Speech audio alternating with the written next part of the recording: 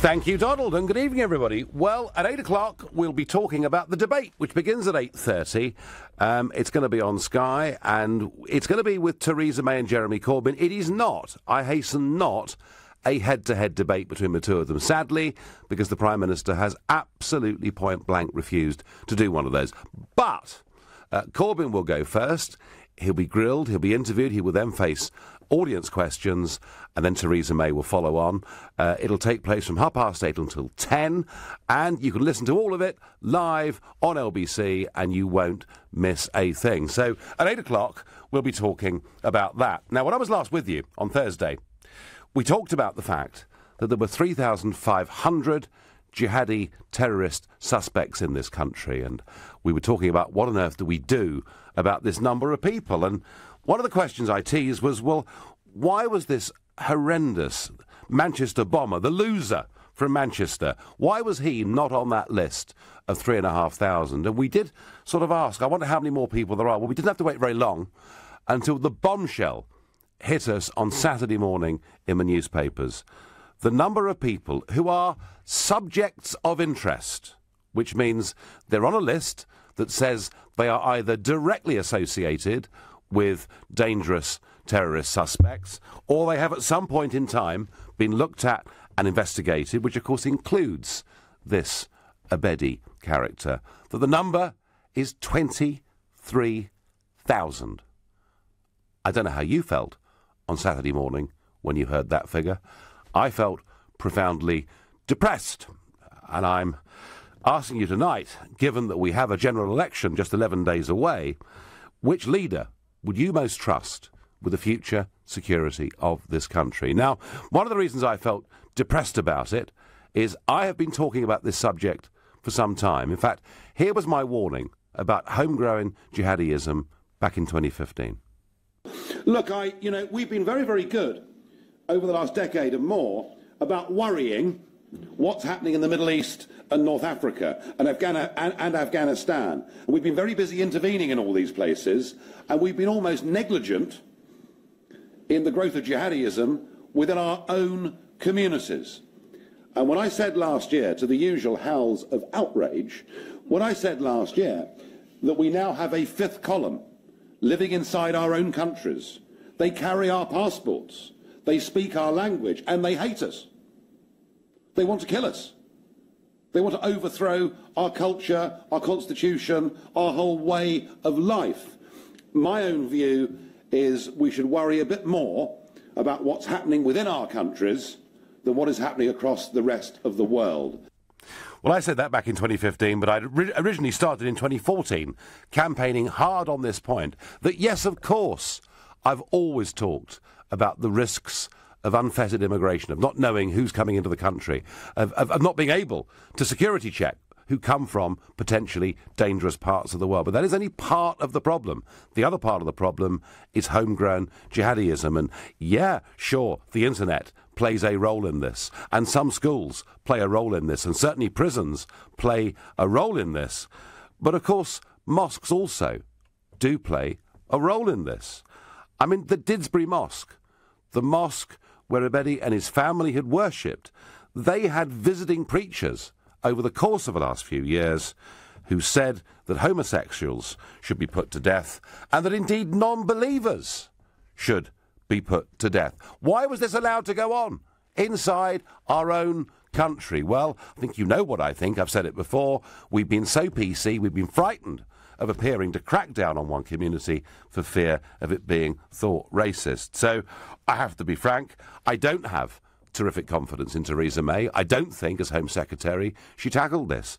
It's difficult for me to believe that Jeremy Corbyn is either going to be particularly tough on this. I mean, May is saying she's going to appoint a new terrorism czar.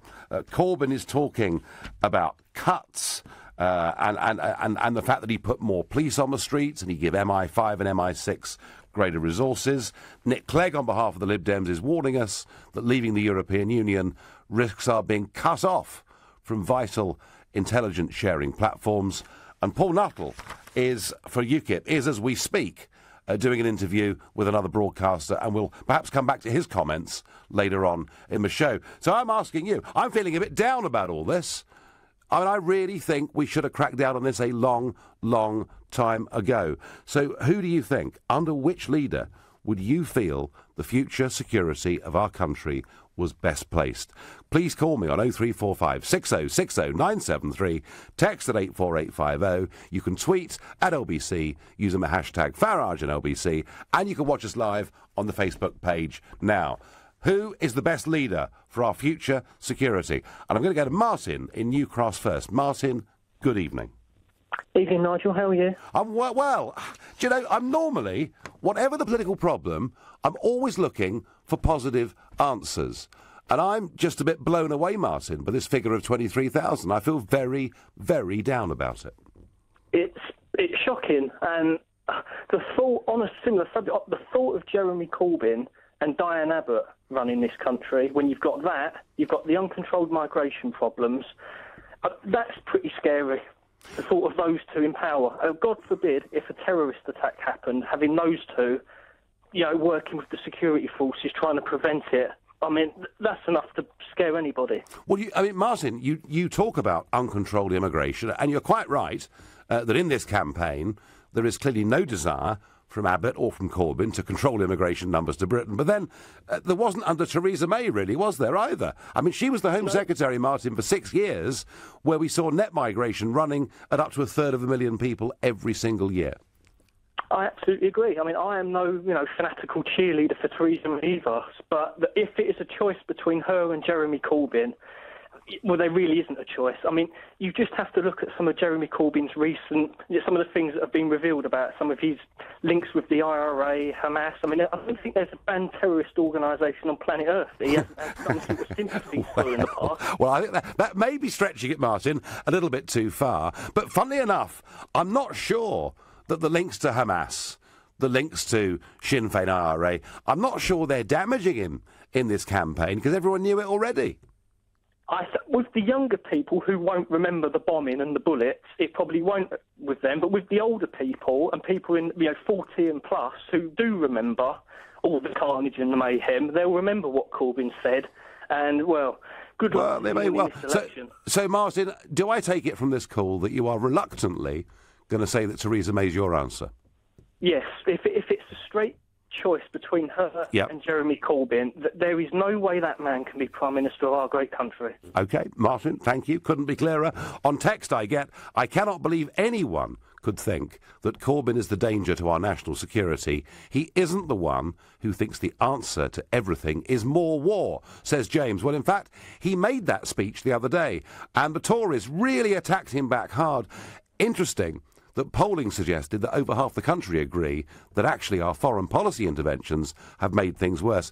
And can I just say that when we're talking about Libya, and of course Libya is at the heart of the Manchester bombing, the fact that so many people from that Didsbury mosque were involved in the campaign to get rid of Gaddafi and have gone on to become ISIS sympathisers or terrorists. And who was on their side? A chap called Cameron. Chap called Sarkozy. You think about it. Actually, by getting rid of Gaddafi, the bombing raids that were led predominantly by the British and French governments with the backing of the Americans, we actually have made the situation worse, not better. Please, if you disagree with that, you can call me on 0345 6060 973. Andy from Dagenham says, "Hi Nigel, I would reluctantly want May in control of our security, as Corbyn would be a disaster." What does Mohammed in Wembley think? Mohammed, good evening. Hi there, thank you. It's been a very interesting discussion so far. I find it extremely surprising in some senses that people could genuinely think May is somewhat better on the counter-terrorism front. Mm-hmm. The reality is, in terms of her public image, you're right, she does seem to be somewhat more strong character, maybe possibly more aggressive and holds a stronger stance on these issues. But it's nothing more than that. The reality is that if there's any genuine attempt to prevent terrorism on our shores in the United Kingdom, the only major politician that I've heard genuinely look to prevent this happening in the past maybe decade or so is Jeremy Corbyn. And the reason for that is, very simply, is because we all know, especially in intelligence agencies know, that this radicalism, this radical version of Islam, which kills more Muslims, by the way, than Westerners. Yes, no, it's a very fair point. It comes directly from Gulf states and Saudi Arabia in specific. And the very fact is May's busy defending our relationship with Saudi Arabia, of which those arms and those weapons and the funds that go to those states are used to propel and further create more of this radical Wahhabi Takfiri mentality, which thinks that, anybody you disagree with you can kill. Mm-hmm. That's the reason why we have some of this ideology that's affecting me as a British Muslim in the United Kingdom. So Mohammed, I get... These radicals. Listen, I understand that. And I've argued that on this programme. I've argued that it is from Saudi Arabia that much of the funding of these dangerous mosques come from. But are you telling me that Corbyn would get tough on that? Yes, I am, because Corbyn seems to be willing to genuinely consider decoupling the close ties with the United Kingdom and the Saudi state. And if you're able to decouple those ties, then there's actually much more room to maneuver to be able to clamp down on Saudi funding of these entities. You make a very interesting point, Mohammed. Thank you.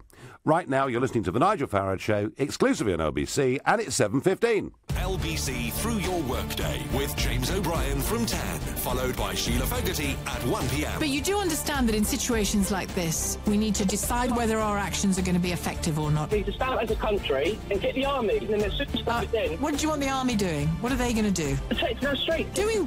Kyle, doing what? Leading Britain's conversation. This is LBC. You know the saying, blink and you'll miss it? Well, you could use it for TalkTalk's Fibre Flash sale. Because for a very short time you can get TalkTalk Fibre, which is 4 times faster than standard ADSL broadband, for just £25 a month, including line rental, for 2 whole years. It's Britain's lowest priced fibre compared to Sky, BT and Virgin over 24 months, saving you up to £535 versus BT. But hurry, the flash sale ends on Thursday. Search TalkTalk Fibre and join now. TalkTalk, for everyone. Comparison with BT excludes voucher and is based on TalkTalk's faster up to 38 meg and BT's Infinity One up to 52 meg packages. Contract and conditions apply. The big red building on Golders Green Road. The menswear specialists Gold's Factory Outlet are holding their biggest ever sale, and it's on now. Genuine savings, 50% off all suits, jackets, coats, shirts, trousers, even designer brands in sizes up to 72-inch chest and portly fittings. Everything must go at Gold's, 110 to 114 Golders Green Road. Open Sunday to Friday till 6, closed Saturday. The big red building on Golders Green Road. Who's Off helps you to easily manage your staff leave, holiday and sickness, no matter what your company size. Start your free trial today at who'soff.com. Don't ignore it's the law to have a work... Don't ignore the workplace pension. Get to know your responsibilities with help from the pensions regulator. Visit workplacepensions.gov.uk. It's how London buys its cars. Car Giant. At Car Giant, when we say low prices, we mean low prices. We've up to 10,000 quality used cars in stock, and every single one is priced to sell fast because more cars are arriving every day. Car Giant. Our cars don't hang about, so you shouldn't either. Hurry to Car Giant this bank holiday. It's how London buys its cars. Car Giant. Leading Britain's conversation. LBC, The Nigel Farage Show. So a week on from the monstrous, horrible attack in Manchester, security and safety are very much on the agenda for this general election. And I'm asking you, under which leader would we be safest? And Theresa May is talking tough, and she's going to appoint a czar to deal with terrorism. And we're going to hear a lot more from her later on this evening in that so-called debate. It's not a debate because they're not head-to-head, but we'll hear more from her at Upper State tonight on that, as we will from Jeremy Corbyn, who's made it clear he would put big increases into funding for MI5, MI6 and the police force. The leader of the Green Party, Caroline Lucas, has defended her opposition to mass online surveillance, saying the security services should focus on targeted measures. That's very much the line that Tim Farron has been coming up with on behalf of the Lib Dems, and Nick Clegg has added this extra dimension, saying that he's really concerned that us pulling out of the European Union means we will not be able to access the big Schengen database of suspected terrorists, criminals, traffickers, etc.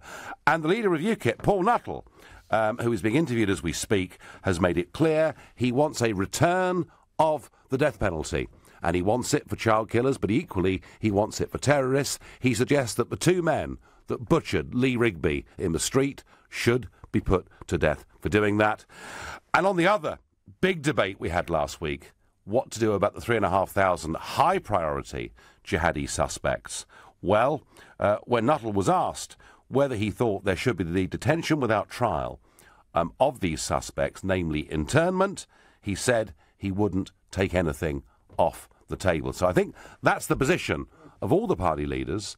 Now, it may change over the course of the next 11 days.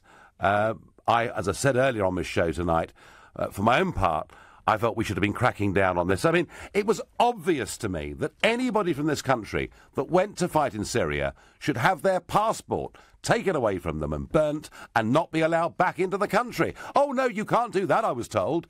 They'd be stateless. They wouldn't have a state.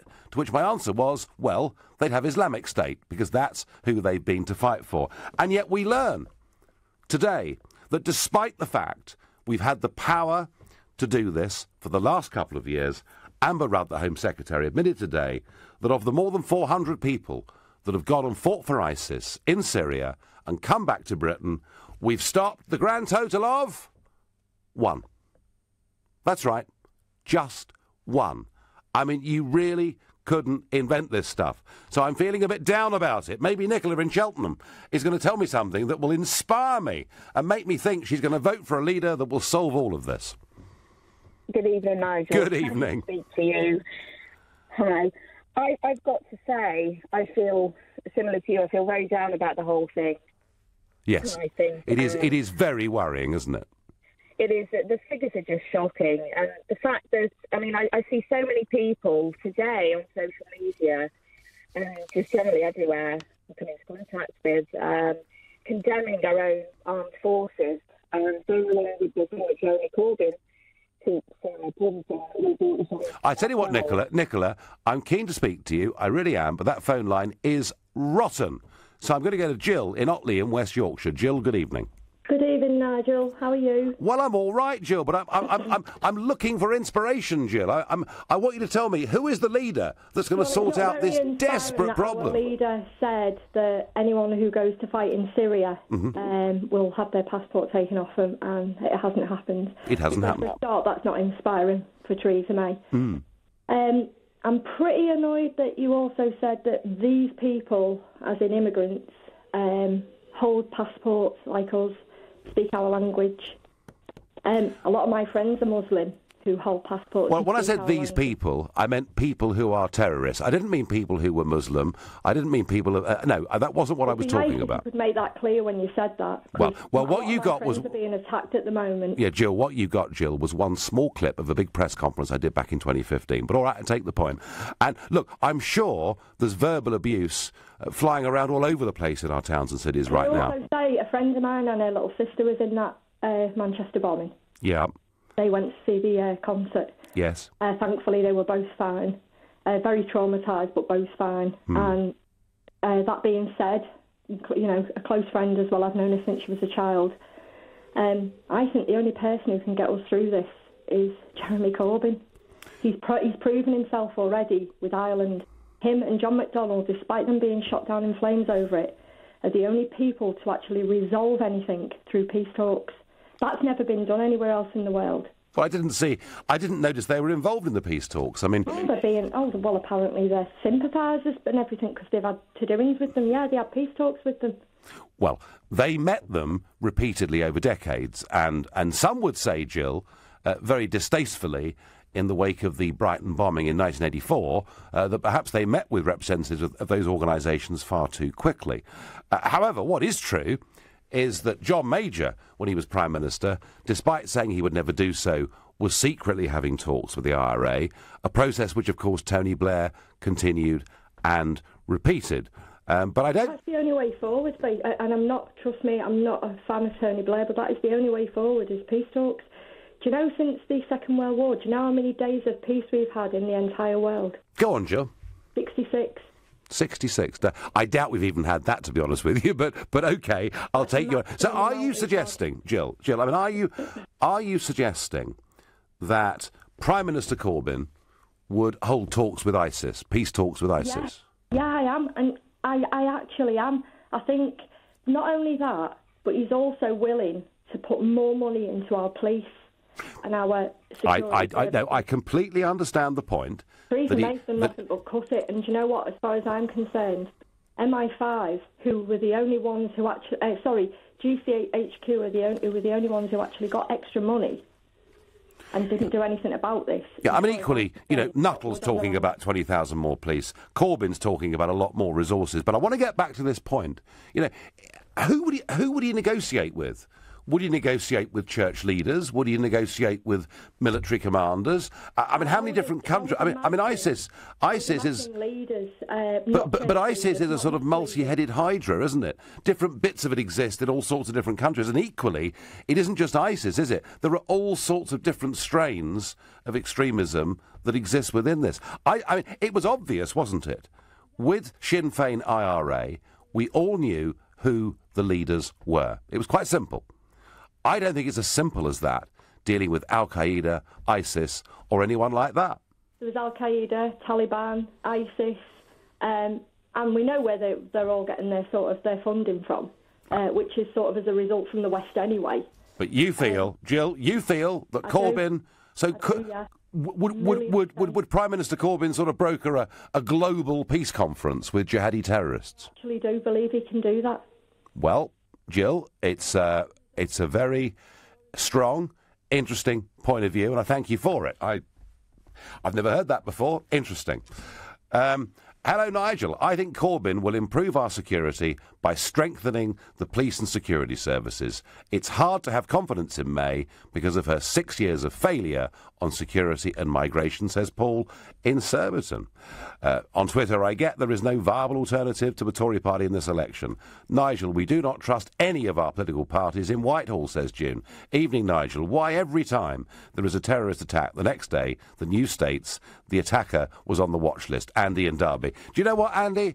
Isn't that the case almost every single time? Not just here, but in France or Belgium or wherever else it may be. Which does lead, Andy and Derby, to that question we were talking about on Thursday night. What on earth do you do with 23,000 people? I mean, at the moment, there are about 4,000 people full-time employed watching just over 3,000 who are on the danger list. How much more money would be needed to monitor and follow 23,000? I'm told that full-time surveillance of any one individual costs about £1 million per year per person, just to give you some idea of perspective on this. Santi, in Stratford-upon-Avon, who would you trust with the future security of our country? Hi, Nigel. Hi. I wouldn't trust either of the two major political parties, but could I just make a point, please, what I think really needs to be done and is not being done? No, go on.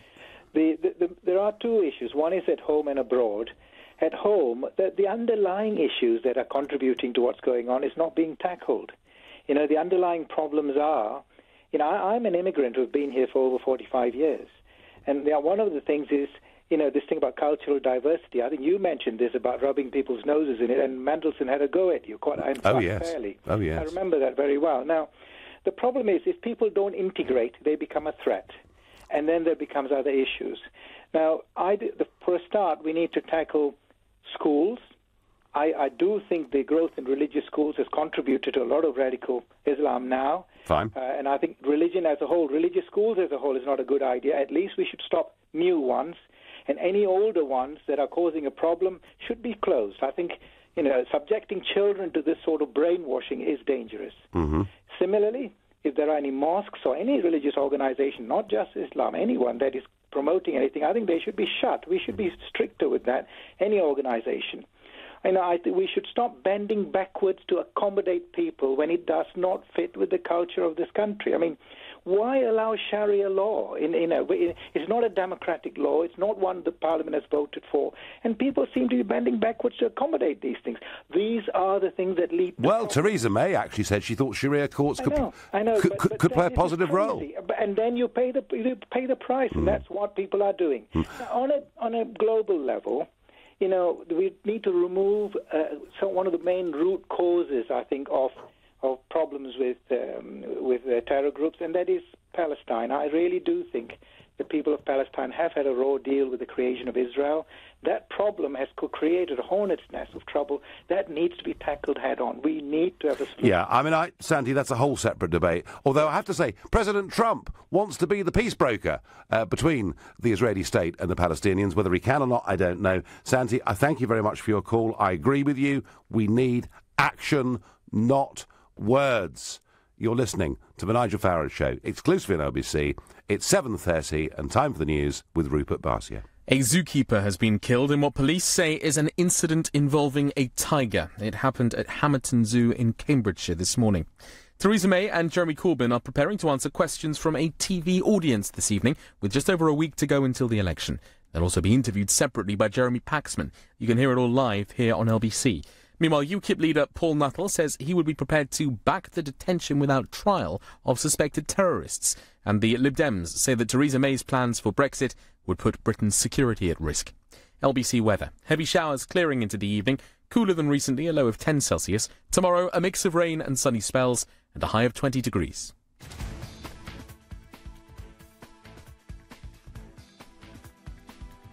This is LBC. Right now, Linden have two beautiful developments close to the heart of London and two great ways to get you moving. At Wilshire Park in Welwyn and Millbrook Park in Mill Hill, selling your current property and moving into your spacious new home can be quick and easy. Because with Linden Homes Part Exchange, you'll have a guaranteed buyer. And if you reserve by the end of June, we'll pay your stamp duty. Visit Wilshire Park and Millbrook Park or see lindenhomes.co.uk/Chiltern-Homes. Selected plots. Conditions apply. Buying a new car is so exciting, but at the same time, a bit daunting. Trudging around the dealers, haggling over price, always wondering if you're getting a good deal. But with CarWow, there's none of that. Just select the car you want, and CarWow brings you the best prices from their network of top dealers. All you have to do is choose which one to buy from. It's car buying with you in the driving seat. Search CarWow and try it today.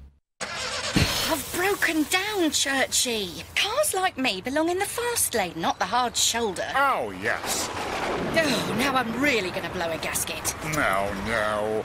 Don't end up stranded when you break down. Churchill offers new motor customers free breakdown cover. Oh, Churchy, my knight in furry armour. Oh. Churchill. Depend on the dog. First year free breakdown service provided by Green Flag, roadside only, new business policies only, excludes NI, underwritten by UK Insurance Limited, terms and conditions apply. We've been thinking about Tom. The cat. And how, whilst he's remembered to buy cat litter, he's forgotten his bank card. But instead of worrying about how he's going to pay for it, he's simply wondering if a dog might have been a better choice of pet. That's because at NatWest, we've already thought about the left bank card at home scenario. It's why we created Get Cash, so you can withdraw money from our cash machines with just our mobile app. NatWest, we are what we do. Take out up to £130 a day as long as it's within your withdrawal limit. App available to customers with online banking and a UK number. At Red or White Tonight, we make recommendations based on what you like. It's great wine without the faff. Order now at redorwhitenetonight.com. Always drink responsibly. The Nigel Farage Show on LBC.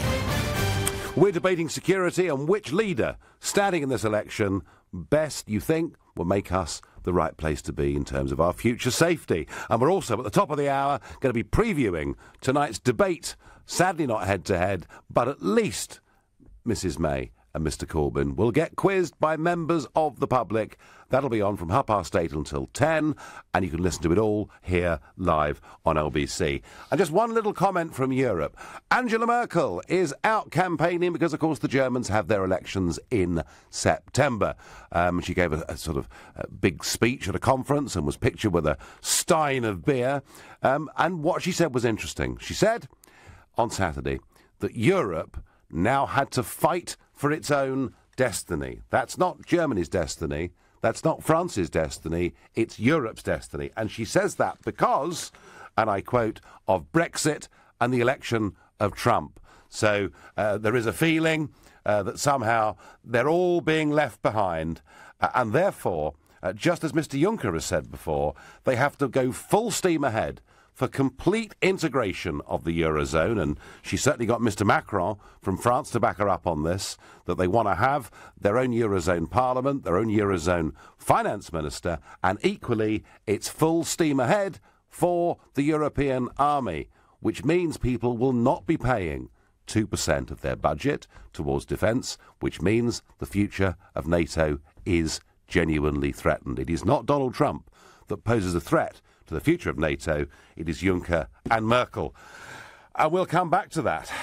Or, if you've got any strong thoughts on it, please call me on that subject. But back to which leader would be best for the future safety of the country. Stephen on Facebook says it's got to be May. Corbyn won't fight back. He wants to sit round a table and talk to the terrorists.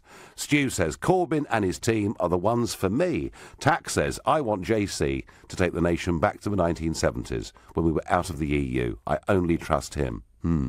Chris says the only safe choice is May, as the alternative doesn't bear thinking about. And on text, Graham says Corbyn has proved himself incapable of dealing with terrorists, and he wants to talk to ISIS. What kind of idiot is he? Well, previous caller thought that actually you have to talk to terrorists, and indeed the Good Friday Agreement was a culmination not just of Tony Blair's government talking to the IRA, but indeed John Major's government talked to the IRA whilst publicly saying they would never do any such thing. I think, though, talking to ISIS or Al-Qaeda or any other of these other organisations is a rather more difficult problem. Ben in Maidstone, good evening. Who would you trust most for our future security? I agree with Nigel. It has to be Jeremy Corbyn, absolutely. There's no comparison. I think at the moment there's a lot of scaremongering going on in the press. Some people are actually, if you listen to what they're saying, they're actually just repeating almost verbatim what they're being told to say by the press. And I think that everything that we sort of see in the news, it tends to be the opposite is actually true. Strong and stable equal to nervous wreck. But Mrs May is strong and stable, surely, Ben. Every time I see her, she looks like a nervous wreck on television. Now she looks like she's absolutely petrified, and the total opposite of strong and stable. I think also that if you're going to be saying that you're going to be keeping the country safe, then why get rid of 20,000 policemen? Why get rid of fire stations? Why get rid of police stations? Why do deals with the Saudis who fund, influence, and everything else ISIS? All right, Ben, you've written Mrs May off. You've done it really effectively. Now tell me why Corbyn would be good. Okay, Corbyn is a person that actually has a reasoned argument. He sort of thinks things through rather than sort of going to, the whole May thing is, and most of the other politicians tend to just be very reactive and very much sort of all guns blazing and everything else, and trigger happy sort of responses. Corbyn actually thinks about the long-term implications of any action rather than just do something and just get that done now and then don't worry about it. I mean, by going into Iraq, by going into Libya, by going into these places, we definitely have opened up a can of worms. And I completely accept that under Prime Minister Corbyn, we would not be getting involved in exercises like Libya, which clearly made the terrorist situation worse, not better. Absolutely. Understand. But other than that, I've looked through what he's had to say about terrorism, and apart from giving more money to MI5, to MI6, and to the police, I can't see a single positive proposal. I just think that he would actually just look at the situation, think it through carefully, and I think I trust him more to make the right decision, because history has proven that he's made the right decision more often than not. And I think all this talk about sort of people digging up stuff about the IRA, listen, we've moved on 35 years ago. I don't think Jeremy Corbyn, he actually believes maybe in a sort of united Ireland, but I don't believe that he actually thought that bombs were the right way. I think he actually tried. I think people need to give him credit for actually being brave enough to meet with people who might have distrusted him and thought that, he could be a spy, he could be whatever, to go into the lion's den and have discussions. But Diane Abbott said some pretty extraordinary things 30 years ago, didn't she? I don't actually know what she said, to be honest. So you might have to sort of... well, I mean, it's back in the early mid-1980s, and she says that any victories in Ireland against the British state are a victory for us all. Okay. All right, listen, I'll tell you what, Ben, let's forget about that. It was 35 years ago. All right, I'll agree with you. We'll write it off as being 35 years ago. But is Corbyn the sort of man who you can see in a crisis really being tough? Of course. The thing is, there's a different sort of response, in terms of being tough. People assume that we're going to sort of go in on a horse. They see leadership as being someone on a horse. That sort of medieval sort of idea of what a leader is, on a horse with a sword up in the air, sort of charging into battle. There's other ways of being a strong leader, and I think that some of the ideas he has are different, and a different approach. Like, where do ISIS get their weapons from? Who do they supply oil to? And do things like that. I think there's ways that he can cut off. And tell me, Ben, are you normally a Labour voter? To be honest, I've flipped between the parties, but for me, Jeremy Corbyn is the biggest breath of fresh air that I've encountered. Okay, since Ben. I've been interested in politics. Ben, you've made the point absolutely beautifully. I thank you very much indeed. Jodie in Portsmouth. Who would you trust, Jodie? Definitely not Corbyn. Right. I've seen just some worrying things online, well, not specifically about Corbyn, but I did see a video today of John McDonnell actually promoting political violence. So, and where was that? It was just, you can type it in on YouTube and you can find it, but he actually used the word insurrection to push the movement forward. Well, Jodie, I have to admit, I did talk about the formation of a people's army to bring down the establishment over Brexit. So you can perhaps misinterpret, but that completely, and I have thought about things. What happened with Katie Hopkins this week? People weren't happy about the words she used. Yeah. But the word insurrection, actually, the dictionary definition is to use violence against authority and the government. So it's not so much Labour getting in and what they would do for security. all right. Well, like we can also have political insurrections as well. But Jodie, okay, you've clearly got reservations about the Labour leadership team. What positive things do you think Mrs May is going to do to deal with the fact there are now 23,000 people in this country who the security services have been looking at in some way? I really don't know. I just think the debate needs to become much more honest than what it is currently. And our leaders just do need to try and get some courage up to talk about this honestly, because otherwise we are going to lose everything that we've got. And it's really sad. Really. So you're feeling pretty down about the whole situation too, yeah? Yeah, and I'm struggling to decide who to vote for. I'm a true Kipper. I'm a very proud Kipper. But I don't want to split the vote. Because I don't want Labour to get in. Whose vote would you split? Well, I'm thinking if I vote UKIP with my heart, I'm going to split the Conservative vote. And the polls are going up, but you don't know if you can trust the polls and things like that. It's a really odd one, Jodie, because, a lot of people said ahead of 2015, if you vote UKIP, you'll split the Conservative vote and help the Labour Party. Actually, in 2015, I've no doubt in my mind that the Conservatives won seats that they would not have won because UKIP was hurting the Labour Party more in those seats. It's a tough one. Jodie, I'll leave you thinking about what to do. Suggestion on text that if Corbyn went to talk to ISIS, we would not see him again. Nigel, can we bring Trump over to sort things out? At least he hacks and tries to sort things, not like our leaders who just seem to talk, says Kathy. I think actually Trump's had a very good tour, a very good 9-day tour around the world, but he perhaps has gone back to a few problems of his own in Washington that he needs to deal with. Corbyn's already said he wouldn't talk to ISIS. End of the argument, says Lee on Twitter. Well, even if he wanted to talk to ISIS, who would you talk to? I keep coming back to this question. Corbyn's going to dedicate more money to MI5 and 6. They don't need it. They're doing a great job, and they've so far identified the 3,500 plus the extra 20,000. What we need is a leader that's going to throw them all out, says Roy. Well, there you are. Lots of strong opinions.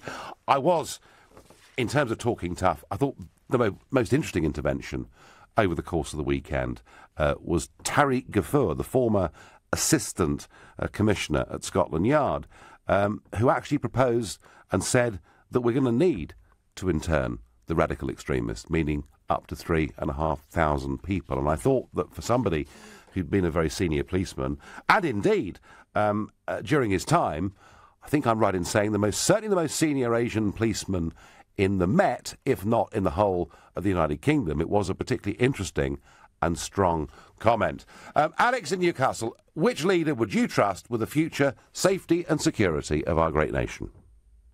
Dear Lord, anybody but Jeremy Corbyn. Right, OK. Well, who then? Well, I think this time it's got to be Theresa May. I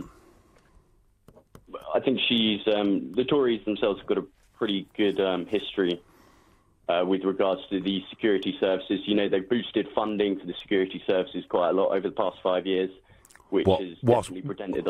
Is that whilst cutting police budgets?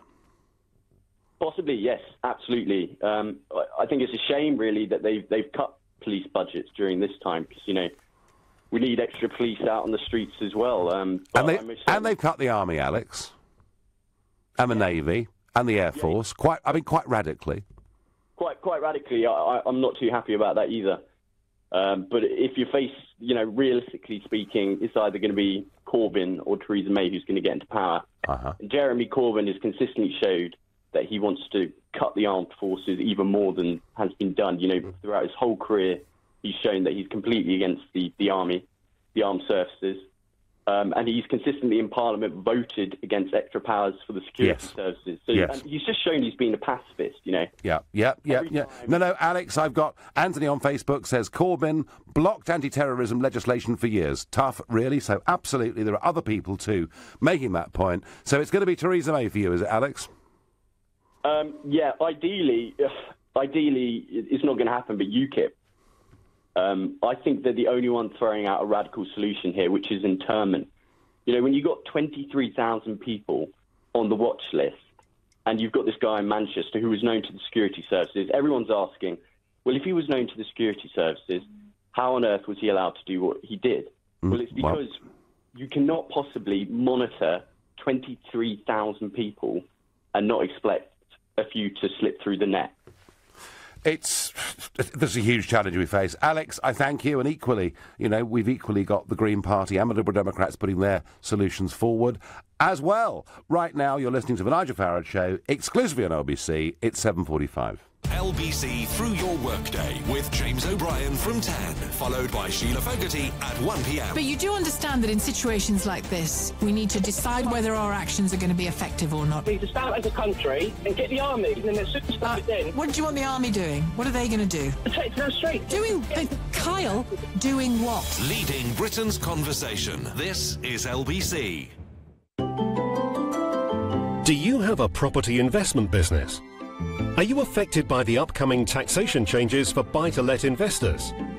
If you think you are, or that you might be, act now. Speak to the specialist property accountants at Barnes Rofe and arrange a no-obligation review and get expert advice you can trust. Barnes Rofe. Clever accountants for property businesses. Visit barnesrofe.com/radio.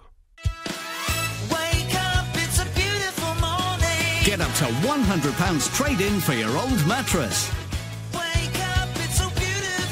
In the Hams's bed and mattress sale, plus up to £200 extra off our ticket prices. Free local delivery, free mattress protector, even a free pair of pillows. Get a perfect night's sleep with our best ever offers. Hams's Sleep Centres, Beckenham, Bexley Heath, Leatherhead, New Malden and Wallington, and hamses.co.uk. Conditions apply. Right now, Linden have two beautiful developments close to the heart of London and two great ways to get you moving. At Wilshire Park in Welwyn and Millbrook Park in Mill Hill, selling your current property and moving into your spacious new home can be quick and easy. Because with Linden Homes Part Exchange, you'll have a guaranteed buyer. And if you reserve by the end of June, we'll pay your stamp duty. Visit Wilshire Park and Millbrook Park or see lindenhomes.co.uk/Chiltern-Homes. Selected plots. Conditions apply. You know the saying, blink and you'll miss it? Well, you could use it for TalkTalk's Fibre Flash sale. Because for a very short time you can get TalkTalk Fibre, which is 4 times faster than standard ADSL broadband, for just £25 a month including line rental, for 2 whole years. It's Britain's lowest priced fibre compared to Sky, BT and Virgin over 24 months, saving you up to £535 versus BT.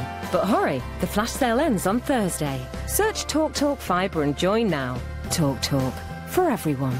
Comparison with BT excludes voucher and is based on TalkTalk's faster up to 38 meg and BT's Infinity One up to 52 meg packages. Contract and conditions apply. The Nigel Farage Show. Text 84850. All the party leaders have been talking about security since the outrage in Manchester that happened a week ago. And I'm asking you, which one of them do you trust most with the future security of our country? And I get this on text. Perhaps the £10 million plus this government spent keeping Julian Assange locked up in the Ecuadorian embassy for the Americans would have been better spent tracking terror groups. Corbyn for me. Anonymous. Britain will never negotiate with terrorists. We stand on principle, or we will not stand at all, I get on Twitter. Well, Britain will never negotiate with terrorists. John Major was negotiating with the IRA all the time while he was telling us it would make him sick to the bottom of his stomach to talk to terrorists, but he was talking to terrorists. And there comes a point when you're looking for conflict resolution when you have to talk to terrorists. But I'm not sure it's possible to talk to the kind of ideology that we're dealing with at the moment that has so many different branches and doesn't have any clear, direct global leadership. I think it's a little bit more complicated and difficult than that. What does David in Cricklewood think? David, who would you trust most with our future security? I would trust Corbyn most, without a shadow of a doubt. Would you? And why? What is your reason, David? So, it's already been mentioned that he'd sort of increase funding to the MI5, MI6, and to police, and put more police on our streets, which I think is of course sort of which would help. But rather than just attacking the manifestations of the radicalisation, he would do what May wouldn't and attack and address the root cause, which is our government's foreign intervention. He was one of 11, I believe, MPs that voted against the intervention in Libya. 12, I think it was. 12, yeah. An almost direct causal link between the radicalisation that we've seen in our streets and, of course, the Manchester attack. I must admit, David, at the time of Libya, I wonder whether perhaps I'd gone mad. Because, if 640 or so, 639 members of Parliament were voting for it, I wonder whether I'd lost my marbles. But actually it was them. It was they, wasn't it, that had lost their marbles. No, and David, I do understand, I understand that under Prime Minister Corbyn there would be no more Libyas. But do you actually think he would deal in this country with the issues of separation, with the issues that state-sponsored multiculturalism has led to? Because he's actually in the past appeared to be all in favour of it. I do, and I think that, as we've seen with the 6 years of Theresa May as our Home Secretary, she's done nothing to address any of the sorts. She's decreased the funding to the police, she's decreased the funding to the MI5 and the MI6, and Corbyn will do the antithesis to that. And I think that while she can sort of repeat her mantra that she's strong and stable, and she's got through to the people who view her as some sort of strong defender of the British people, both in Europe and at home, she is not, and she's sort of evidently been a weak leader both at home and abroad. And I think Corbyn provides a direct alternative to that. Do you genuinely, David, genuinely think that Corbyn would deal with radical preachers in mosques in this country? I do. I think that he is not a perfect man, and he has said and done none of us are that I would disagree with. But I do think that he genuinely cares about the British people, and his actions in the past, and his actions. It's not just words like Theresa May. His actions in the past, where he stood up for, has demonstrated that he will do whatever he can to defend the British people against these sort of horrific terrorists. OK, David, you're very passionate, and you're a strong Corbyn supporter. Are you a Labour Party member, David? I am. You are? Yeah, well, I can see why. Thank you very much indeed. Gina, in Wokingham, who is the person to make this country the safest it can possibly be? Hi, Nigel. Well, it's going to have to be May, isn't it? I mean, Corbyn is a complete mess, not just on foreign policy, but on every policy. I don't think any major political party is really dealing with the actual issue, which is assimilation. Yes. We need to have more assimilation in this country, and we have to stop pretending that the words British culture are somehow offensive, racist, or xenophobic. That's the problem here. When you hear British culture, you think, am I allowed to say that? Gina, I agree with you. I agree, Gina. And I was arguing this with the last caller. I was saying that actually Corbyn has been one of the sponsors of multiculturalism, division, as opposed to integration within our society. So I do completely understand that point. But, Gina, whilst we're on Corbyn and foreign policy, why was Corbyn wrong about Libya? Well, the problem is it's not It's not us, our foreign policy. It's the Islamist ideology. That's why they attack us. They're going to attack us whether we're there or not, whether we do anything or we don't. They hate our way of life, not our foreign policy. They don't want to live in peace. They want you to submit. I mean, that's the problem here. There is no talking to them. You can't get around the table with a cup of tea, and that's what he wants to do. You know, it's not going to happen. And you hear a lot of people talking about leaving vacuums in other countries, which allows ISIS to flourish. But we're leaving vacuums here when we aren't helping immigrants or refugees to assimilate. We're letting people down. It has to start in the community. Well, actually, Gina, we've encouraged them to live separately and operate separately. Isn't that at the heart of what we've got so badly wrong in this country over the last 40 years and more? You come here and you don't speak the language and you don't understand the culture. I mean, it was hard for me as an American coming here. It's very different. But imagine coming from the Middle East or Africa or somewhere else where the culture is so different. What do? You find your people. And that's what happens. You have whole communities not assimilating into British culture, and it cannot go on like this. And do you think Theresa May did a good job as Home Secretary? Well, I hear a lot of people slamming her, but actually in 2012, she made it a lot harder for people to come here. There's only so much she could do. Obviously, she couldn't do anything about EU immigration, but she has changed some of the rules coming in here. And I think had she not done that, it would have been a lot hard. It would have been a lot easier. We would have more immigration than we do today. Well, she wasn't honest about EU migration because I kept saying, surely you can't control EU migration with open borders, and answer there came none. And whilst they did close down some bogus colleges and things like that, the numbers still went up, Gina. Yes, they did, but I think they would have went up further had she not made some of the changes, because the visa I'm on is a spousal visa, and she made it. She changed the amount that you need to earn before you can come in here. Now, I still think it's too low, but they promised they'd make it higher. Anyway, Corbyn's the better of the two as far as you're concerned. No, Corbyn is teasing you. Okay. So we want not just May over Corbyn, but we want a genuine programme of integration in this country. Yeah. Yes.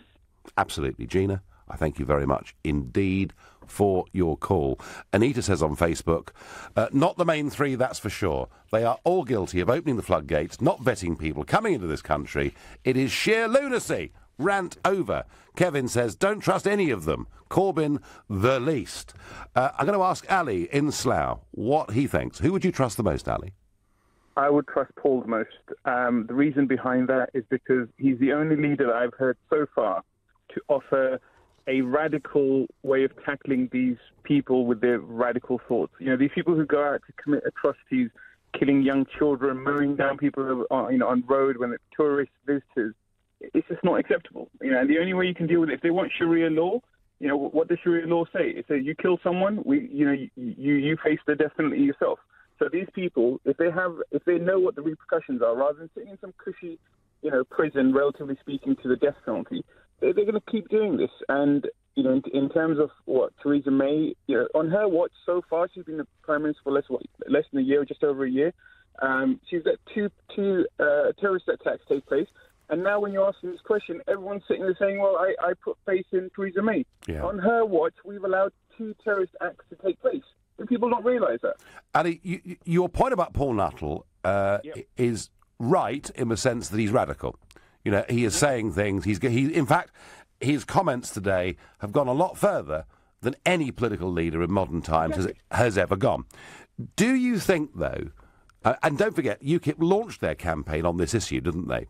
But are they right on this question of the burqa, the niqab and face coverings? Have they got that right?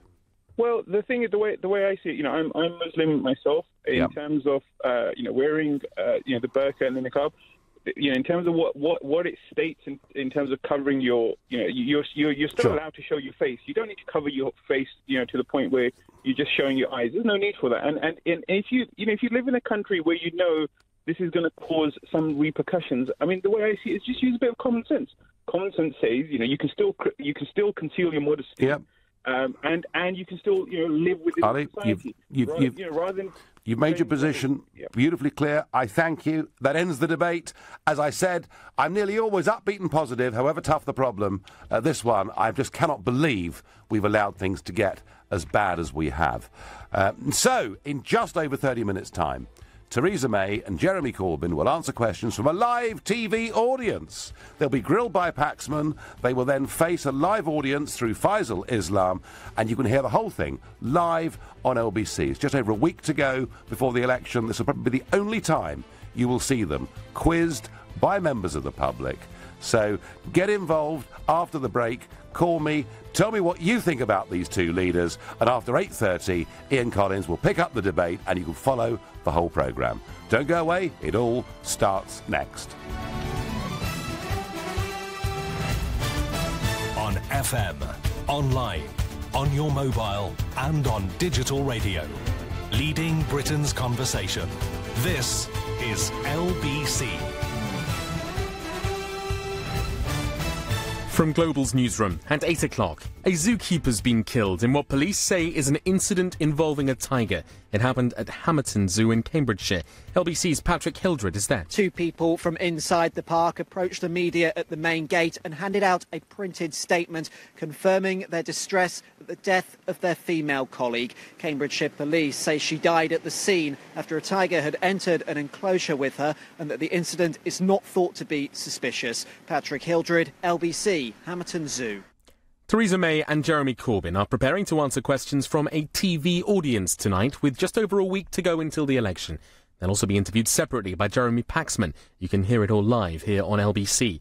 LBC's political editor Theo Usherwood is at the TV studio in West London. Jeremy Corbyn won the toss of a coin and opted to go first. He'll face questions from a studio audience and then an interview with Jeremy Paxman. Then it's Theresa May's turn on a day when the Tories relaunch their campaign. She'll be hoping to shrug off the so-called dementia tax and focus on Mr Corbyn's perceived record of supporting organisations like the IRA. Theo Usherwood, LBC, Osterley. Meanwhile, UKIP leader Paul Nuttall says he would be prepared to back the detention without trial of suspected terrorists. And the Lib Dems say that Theresa May's plans for Brexit would put Britain's security at risk. MI5 has started an investigation into whether it missed warning signs about the danger posed by the Manchester bomber. It's reported that Salman Abedi was reported to the security services on a number of occasions before last Monday's attack. The chief executive of British Airways says he won't resign after tens of thousands of passengers faced severe disruption at the weekend. Hundreds of flights were cancelled. Alex Cruz says the power surge which caused the worldwide IT failures are not, though, related to outsourcing jobs. On Saturday morning around 9:30, there was indeed a power surge that had a catastrophic effect over some communications hardware, which eventually affected all the messaging across our systems. Tens of millions of messages every day that are shared over 200 systems across the BA network, and it actually affected all of those systems across the network. And Huddersfield have been promoted to the Premier League after beating Reading 4-3 on penalties in the Championship playoff final at Wembley. It's the first time that the side will have been in England's top tier since 1972. LBC weather. Heavy showers clearing into the evening, cooler than recently, a low of 10 Celsius. Tomorrow, a mix of rain and sunny spells, and a high of 20 degrees. From Global's newsroom for LBC, I'm Rupert Bartia. LBC Travel, good evening. I'm Anne-Marie Walsh. In London, the A23 Streatham Hill is closed southbound at the Crown and Sceptre traffic lights, and it's because of an accident. There are queues now around Wembley. That's following today's football match, including on the North Circular, Brentfield and Park Lane. And in Putney Heath, the A3 Kingston Road is closed eastbound at Tibbets Corner, and it's because a water main has burst. In Cambridgeshire, looking very slow on the A10. That's in both directions, approaching the Foxton level crossing. It's because of a problem there with the barriers. And onto the trains, there are delays of up to 20 minutes on South West trains. That's between Wimbledon and Surbiton. For more real-time traffic updates, go to lbc.co.uk. This is LBC from Global, leading Britain's conversation with Nigel Farage.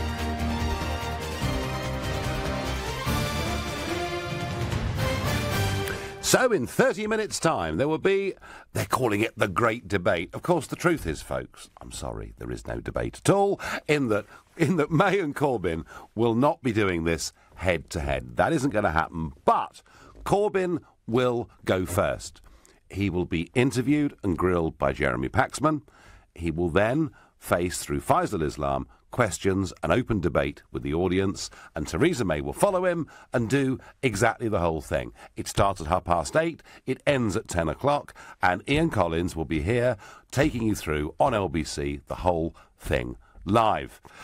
So what will be going through the minds of May and of Corbyn. Well, I'll tell you a bit more about that in a moment, because I've been there before. But meanwhile, over to the Sky News Centre, and Theo Usherwood, LBC's political editor. Theo, are you there? I am here, and I'm to try and answer your question, Nigel. I think the one thing that will be going through both the minds of Jeremy Corbyn and Theresa May is not to mess up, because, of course, what we're looking out for here, I'm not sure necessarily it will be about the Jeremy Paxman interview, but it could be a key exchange in those town hall question and answer style sessions. If Theresa May faces a really tough question from a member of the audience on the so-called dementia tax, her social care reforms, that could be explosive and it could get played out on loop. Conversely, Jeremy Corbyn on his links or perceived links to the IRA. If somebody manages from the studio audience to land a punch there, that could get really difficult for the Labour leader. I must admit, Theo, having been there myself with interviews and debates with Nick Clegg and debates against Cameron in the referendum and all of this, I know myself, if you're going up against a tough interviewer, you kind of can work out pretty much the direction they're going to go in. When it comes to the general public, it could go literally anywhere, so I agree with that analysis entirely. Are you going to interview some guests for us ahead of the debate opening? We are going to have some guests, hopefully have David Davis, the Brexit Secretary, and the next quarter of an hour, Barry Gardner as well. Just going back to that, Nigel, you're quite right to say that, you know yourself, when you're going up against a journalist, you can predict the questions, you can try and plot a route. And you can also go after that journalist or that interviewer if you feel you're getting a hard time. With members of the public, you can't criticise them. You can't say they're wrong. The voting public are never wrong. So it becomes very, very difficult for politicians to go after a member of the public. You can't do it without looking as if you've been had. Or you're some horrible bully. Exactly. Tell me, Theo, what's the buzz like in the sense that, and I'm guessing that a month ago, if you'd gone to this debate, amongst the journalists, the commentators, the public assembling, there would have been a feeling that Theresa May was strong and stable and dominant, and that Corbyn couldn't really do this. I'm guessing that is not quite the feeling tonight, is it? Hasn't she got more to lose than him in a way? Absolutely. The narrative has changed. 2 weeks ago, the Tories were dominant, riding high in the polls. They then had their manifesto launch and the dementia tax came out, and the idea that your children could lose the family home. That went down very badly. Jeremy Corbyn clawed back much of the deficit in the polls. Then Manchester happened, and then there's some big questions now about his links to, like I said, the IRA, to Hamas as well, and how that's going to play out. That's going to really dominate tonight, and it's going to dominate the next 10 days. Yeah. Well, let's get our listeners involved in this, Theo. So, LBC listeners, imagine you were sitting in that audience tonight in the Sky Newsroom studios.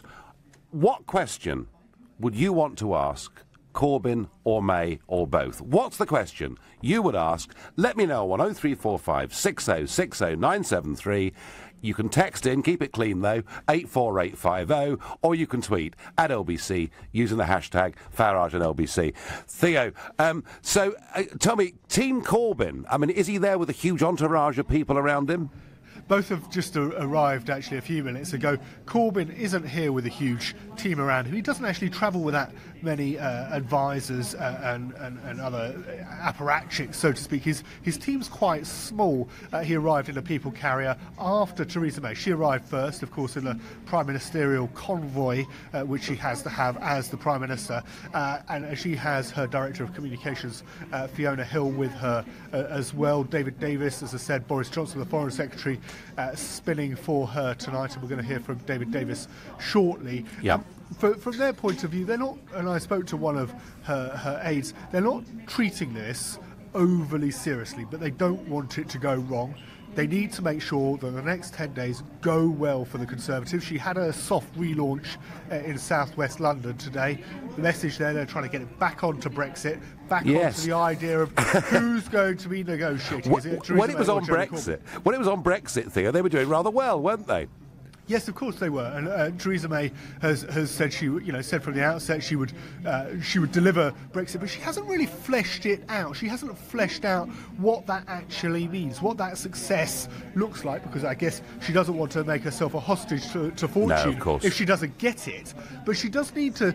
She does, I think, need to tonight and in the next 10 days differentiate between what she can achieve going into those negotiations with the likes of Michel Barnier and Guy Verhofstadt versus what Jeremy Corbyn could get when if he was to win and become the negotiator in chief. And if she can't sort of quantify that for the British public, then it simply becomes a slogan like Brexit means Brexit, or Brexit, we're going to make a success of it. And that's not going to wash. Well, maybe all's going to become clear in the next couple of hours. I don't know. Theo, when you've got some interviewees, please give us a call back. Meanwhile, let's go to our callers. Let's go to Burkhan in Sidcup. So, Burkhan, what question would you like to ask? The question I'd like to ask is, are you trying to lose this election on purpose? I guess you're asking Mrs May this question, are you? I'm asking Mrs May this question. And me and you've spoken before, Nigel. I don't know if you remember me. I do remember you, yes. I did say she's going to lose this election on purpose. I think Brexit is a mess, no matter which direction we look at it. I think this thing they put forward as a no deal, which is absolutely bad for the economy.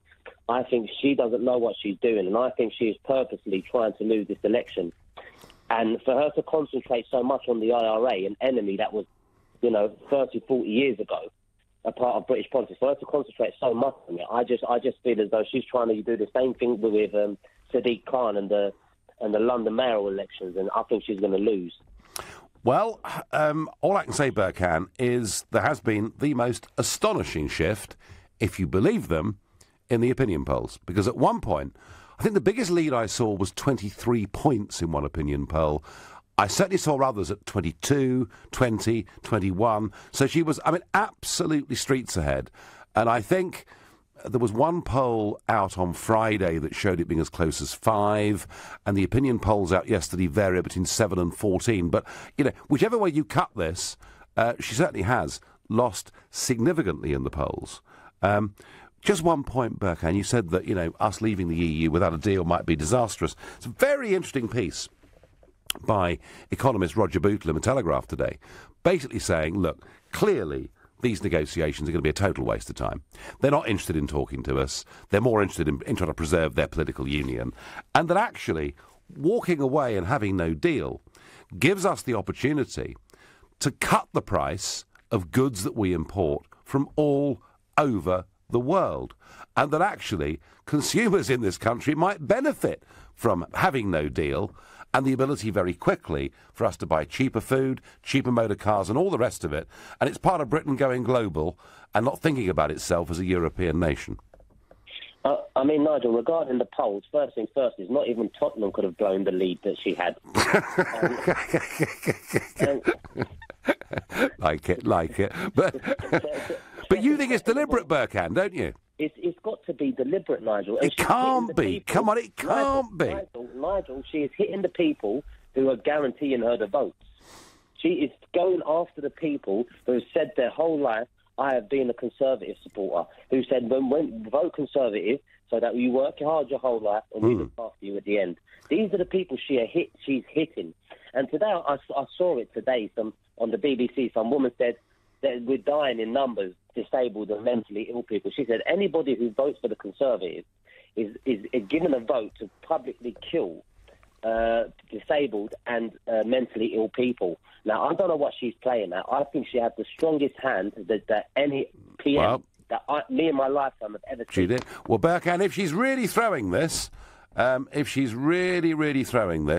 then you're going to find out. Just an hour to wait. Thank you.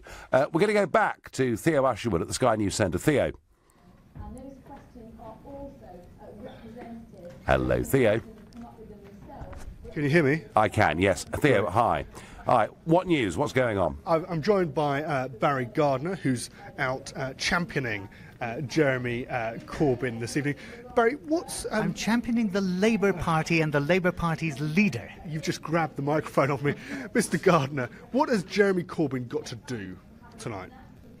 I think he's got to explain to the British people that life in the next 5 years is a stark choice between more austerity, where at the end of the next 5 years, the average person in this country will be earning £1,400 less than they are today, when we've already seen wage levels and earnings decline so that they're actually lower today, 10% lower today in real terms than they were in 2007. That's what the Conservatives are offering, more austerity. Yet under Labour, what we're seeing is people having all the things that are holding them back actually released. We're seeing more money into the schools, more money for young people who want to go into higher education. We're seeing money spent on housing to create housing and jobs. We're seeing investment into our infrastructure. This is what's going to create prosperity, and the Institute of Fiscal Studies has said very clearly that our plans will grow the economy by a full percent more than the 1.9 of the Conservatives. We would be 2.9% growth in the economy. Theirs is 1. But Theresa May wants to talk about Brexit. She's trying to make this the Brexit election, and she's making this about leadership. Do you have any concerns? Or what would you say to Conservatives' claim that Jeremy Corbyn versus Theresa May, who you're going to put in the room to negotiate for Britain, Jeremy Corbyn wouldn't be the person? Look, Theo, you know very well that the people who negotiate are the Sherpas. They are the civil servants who go in, and negotiations don't happen round a table with leaders banging their fists. But they do direct them. No. What happens is they have literally hundreds of civil servants working out the details of every sector of the economy. But let's be clear about Brexit. The Tories have said that they want to ensure that the key priority in Brexit is bringing down the numbers of immigration.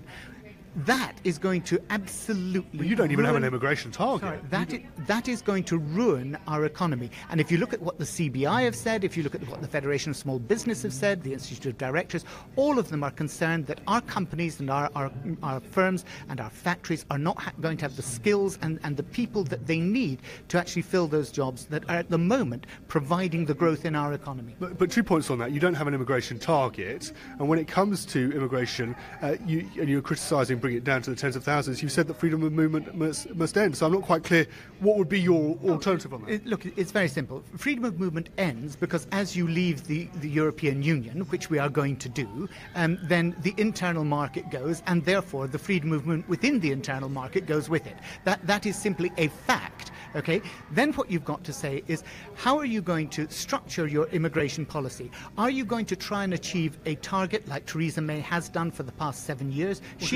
She said she would bring it down to tens of thousands. In fact, it's now at 270,000 at the beginning of this campaign. This is ridiculous. She's not managed to do it. It's just dropped to 248,000, 84%, because I just did a story on these figures. She will hit her target by 2019 if we see that drop continue over the next 3 years. And neither you nor I believe that will happen. But the key point here is that do you sacrifice your economy to meet some arbitrary immigration target, or do you say quite rationally that you set your economic policy and then you let the immigration go either down or up to reflect the needs? Now, what Labour has said is we want to create the jobs and the skills in this country. That's why we're introducing the apprenticeships programme. That's why we're giving parity to further education colleges as opposed to universities. That's why we're training people and giving them the skills. But the way of doing it is to look to your economy first and then to let your immigration policy meet the needs of your economy. Barry Gardiner, thank you very much.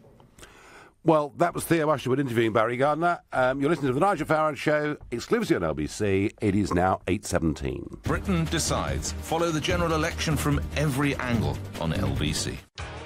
Man, that Hypnos bed is comfortable. Time to get up, work to do.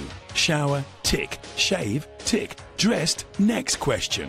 Time for all-you-can-eat brekkie with the fellas. Bacon, sausages and more bacon. Probably even some beans. Today is a big day. Because you are scaffolders. Whatever your story, this is a great place to start. Premier Inn. Premier You.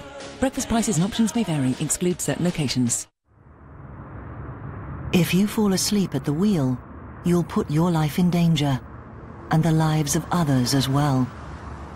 Before you feel tired, pull off the road into a services or other safe area. Drink some strong coffee and take a quick nap while the caffeine kicks in. If you're having a nap, you've left your lights on, sir. Right, cheers. Think. Don't drive tired.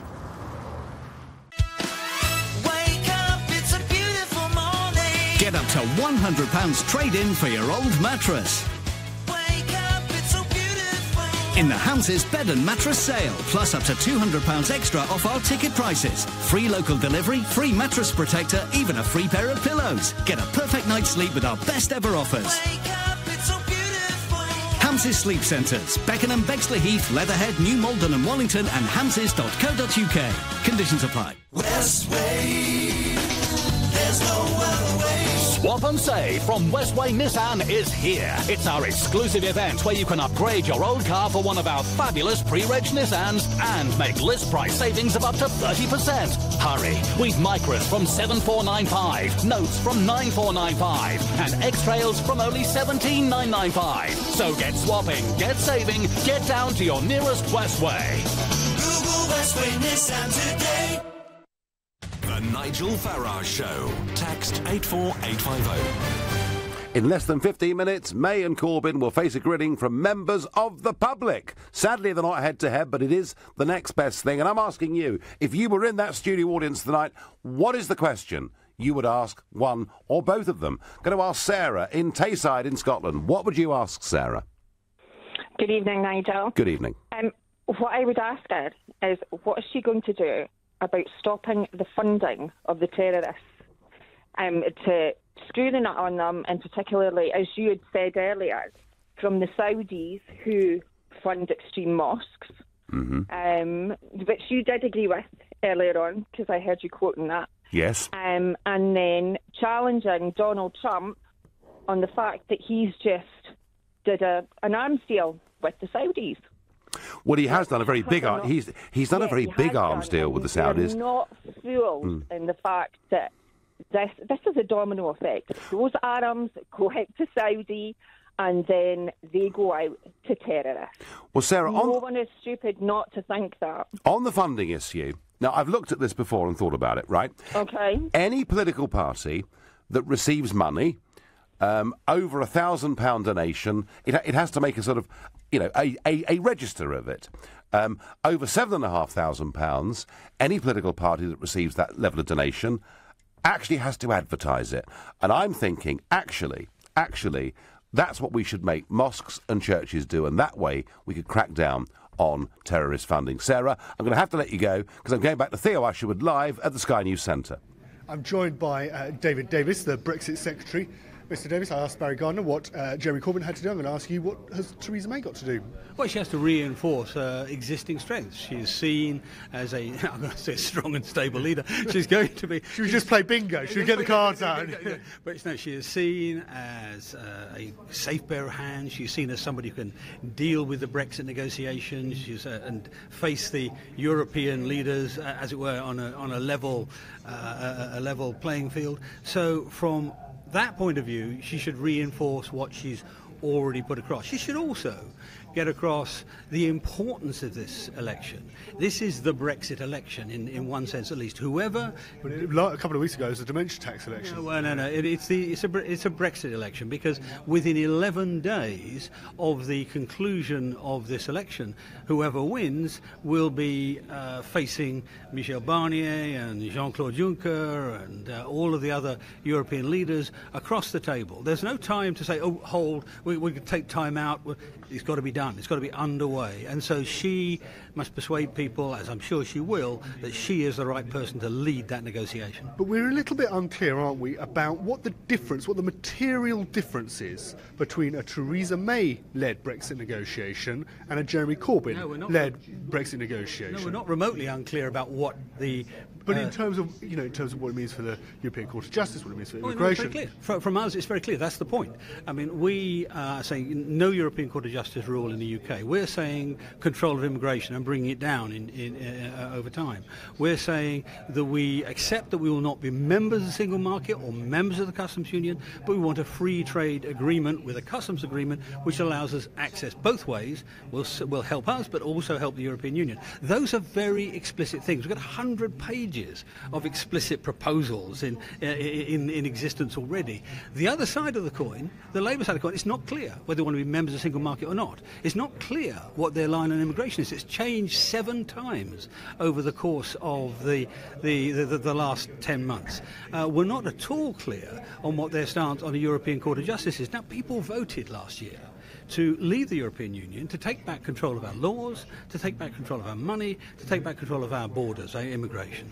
That was clear, and that what we are doing is carrying out that instruction. The Labour Party is dithering all over the place on it. Do you think this election gives Theresa May the licence to pull the plug on and revert to World Trade Organisation rules if it goes badly? What this? No, that's not the aim. But you need that threat, don't you? Without that threat, Barnier and co can shrug their shoulders. What we have said in terms is, number one, we want a free trade agreement, and we think that's the most likely outcome. But in order to achieve that, we have to have the right to walk away. You're quite right. And we have said, and if it's a terrible deal offered, that's what we'll do. Labour have said the opposite. They will not walk away under any circumstances. And it's like if you're buying a house. If you could buy a house and you walk in and say, this is a fantastic house. Whatever price you charge, I'm going to buy it. You're going to pay a high price. If you buy a car, the same. You buy anything, the same. This is a deal which we have got to strike from a position of strength. That's what we'll do. But you haven't set out explicitly what that could mean in terms of walking away, and that could mean, reverting, as it's been described, as a Singapore-style economy with next to nothing in terms of a welfare system, major cuts to the NHS, because you'd have to slash corporation tax, wouldn't you? But you would have slashed corporation tax almost to single figures to create that economy on the outskirts of the European Union. Sort of imagining all sorts of policies which wouldn't exist. I mean, you don't need to do that. I mean, the simple truth of the matter is corporation tax today is as low as it's ever been. And guess what? The corporation tax take is higher than it's ever been. Why? Because companies come here. We've got companies coming here now. Apple, the McDonald's, you've got SoftBank buying into Arm. All these companies, and many, many more, all coming here. They don't know the outcome of the negotiation, but they know this is a good place to do business. That's the point. Not about slashing this or that or the other, but about making this a good place to do business. We'll do that whatever happens. David Davis, thank you very much. Thank you. Well, there we are. You've heard the spinners for both sides. It's in less than 10 minutes' time, this debate will begin. And I wonder how they'll both be feeling. I remember last year doing a head-to-head with David Cameron on ITV. I say head-to-head. Cameron, again, refused to debate me head-to-head. Refused to debate anyone head-to-head. He did one with Michael Gove on Sky, one with me on ITV during the referendum. And it was funny because not only would he not debate me, he didn't even want to meet me in the corridor. And when we did accidentally meet in the corridor, he didn't like it. I have to say, he was the Prime Minister. He looked more nervous than I did. And that was because he had more to lose, in a sense, than I did. And my guess is tonight, Theresa May will be the more nervous of the two. So we're going to find out very soon. The debate starts at 8:30. You can hear all of it in full here on LBC, and then you can have your say on how they fared with Ian Collins. You've been listening to an extended Nigel Farage show exclusively on LBC. This is LBC. You know the drill. Put your savings in the bank, earn interest, feel utterly underwhelmed. It's time to talk to Cufflink, the award-winning peer-to-peer company. They're not a bank, but are regulated by the Financial Conduct Authority. You lend your money with theirs onto property loans.